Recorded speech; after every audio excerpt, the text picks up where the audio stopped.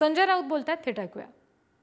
यंत्रणा ताब्यात घेणं, बोगस मतदान, ईव्हीएम घोटाळे आणि हे जे नरेंद्र मेहता पॅटर्न, बरं का, नरेंद्र मेहता पॅटर्न या पद्धतीनं या निवडणुका त्यांनी लोकसभेच्या किमान 70 ते 80 जागा जिंकल्या असं मी वारंवार सांगतो. लोकसभा निवडणुकीच्या निकालामध्ये तुमचा स्ट्राईक रेट हा 42% आणि आमचा स्ट्राईक रेट 47% असल्याचा दावा मुख्यमंत्री एकनाथ शिंदे यांनी केलेला आहे. कोणते एकनाथ शिंदे काय म्हणतात त्याच्याकडे फार लक्ष द्यायची गरज नाही.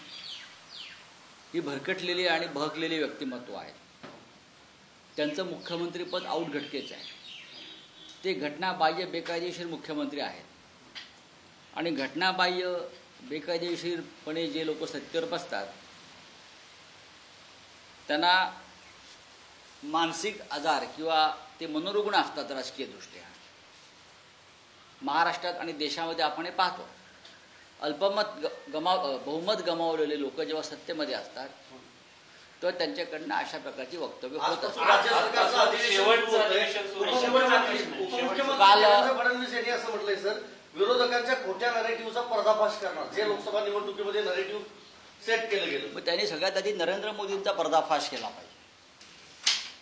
जर त्याला खरोखर खोट्या गोष्टींचा किंवा खोट्या नरेटिव्हचा पर्दाफाश करायचा असेल तर त्यांनी ती सुरुवात नरेंद्र मोदी यांच्यापासून करायला हवी. गेल्या 10 वर्षामध्ये खोटेपणा, खोटे नरेटिव्ह या माध्यमातून त्यांनी देशाचं राजकारण केलं आणि लोकांना फसवण्याचा प्रयत्न केला. ही सुरुवात नरेंद्र मोदींनी केली या देशामध्ये आणि भारतीय जनता पक्ष त्याच नेरेटिव्हनुसार राजकारण करत राहिला. उद्धव ठाकरेंच्या कार्यकाळात सर्वाधिक पेपर फुटी झाली, पेपर लीक. बघा ते आता काय बोलतायत,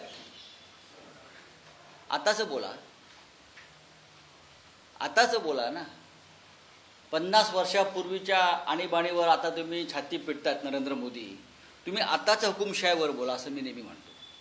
गेल्या 10 वर्षात तुम्ही ज्या हुकुमशाहीने लोकांचा घात केलेला आहे, बरं का, त्याच्यावर बोला. जी दडपशाही चालवली आहे त्याच्यावर बोला. पेपर फुटीवर मोदींनी बोलावं. फडणवीस कसले बोलत आहेत? नरेंद्र मोदींनी त्यांच्या मंत्र्याचा राजीनामा घेतला पाहिजे. उत्तर प्रदेशमधला एक मंत्री, एक आमदार एनडीएचा या पेपर लीक घोटाळ्यातला सूत्रधार आहे, हे समोर आलाय. तो कॅमेऱ्यावर मान्य करतोय देशातले सगळे पेपर मी फोडलेले आहेत आणि फोडू शकतो. हे जेव्हा सांगितलं जातं तेव्हा देवेंद्र फडणवीस यांनी आपला चेहरा आरशात पाहायला पाहिजे. संदीपान भुमरे खासदार म्हणून निवडून आले, अजूनही त्यांनी मंत्रिपदाचा राजीनामा दिला नाही. त्यांना विचारलं असतं ते म्हणतात की मुख्यमंत्री सांगत नाही तोपर्यंत मी राजीनामा देणार. म्हणजे ते तिकडे राज्यातही मंत्री राहतील आणि खासदार संपली. नाही, मी असं याच्यावरती मी काय बोलणार नाही. राज्यातला विषय आहे. पण बेकायदेशीरपणे काम करण्यामध्ये या सरकारचा हातखंडा आहे. मुळात जे सरकारच घटनाबाह्य आहे, जे सरकार बेकायदेशीर आहे, त्यांच्याकडून तुम्ही दुसऱ्या कोणत्या अपेक्षा करणार? ते गुन्हेगारांचं सरकार आहे.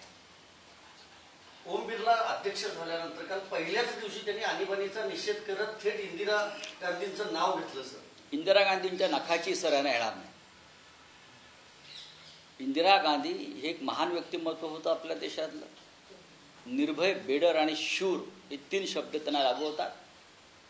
त्या डरपोक नव्हत्या. त्यांनी कधीच कोणापुढे गुडघे टेकले नाहीत. त्यांचं नेतृत्व देशानं मान्य केलं होतं. त्या देशाच्या नेत्या होत्या. त्यांनी सातत्यानं लोकशाहीची आराधना केली. त्यांनी निवडणुकीत पराभव पत्करला, पण खोटेपणा करून निवडणुका जिंकण्याचा प्रयत्न आणीबाणीत आणि नंतरही केला नाही. पराभव पत्करून त्या पुन्हा लोकांसमोर गेल्या आणि लोकांनी त्यांना पुन्हा सत्तेवरती आणलं. बरं का, ओम बिर्ला, नरेंद्र मोदी हे सगळे लोक इंदिरा गांधी यांच्याप्रमाणे कधी वागल्याचे तुम्हाला आढळते का? नाही. त्याच्यामुळे कोण काय म्हणते, इंदिराजी महान आहेत आणि या देशाच्या मनात आणि हृदयात त्यांचं स्थान हे कायम राहील. राऊतसाहेब, राज्यामध्ये राज्यपाल नियुक्त 12 आमदारांची नियुक्ती संदर्भात पुन्हा हालचाली सुरू झालेल्या आहेत. कदाचित त्या याच अधिवेशनाच्या दरम्यान हे शेवटचं अधिवेशन आहे आणि सुप्रीम कोर्टात या संदर्भातला खटला सुरू आहे. मुळात हे सरकार घटनाबाह्य बेकायदेशीर आहे. या सरकारला राज्यपाल नेमणुका करण्याचा अधिकार नाही. तरीही ते करत असेल तर मी जे म्हणतोय हे गुन्हेगारी प्रवृत्तीचं सरकार आहे. महाविकास आघाडीतले तिन्ही पक्ष तुम्ही एकत्र लढणार आहात सर.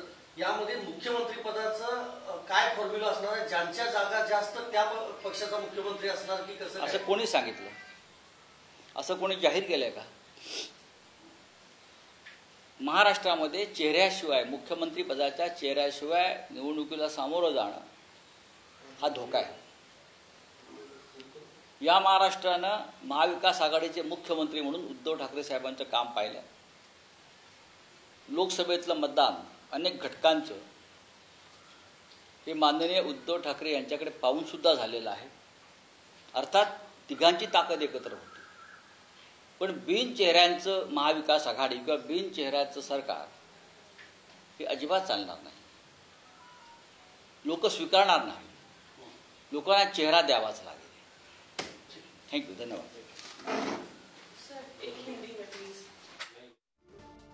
खासदार संजय राऊत पत्रकारांशी बोलत होते, आपण बघितलं. आणि त्यांनी पुन्हा एकदा हे सरकारचं शेवटचं पावसाळी अधिवेशन आहे असं म्हटलेलं आहे.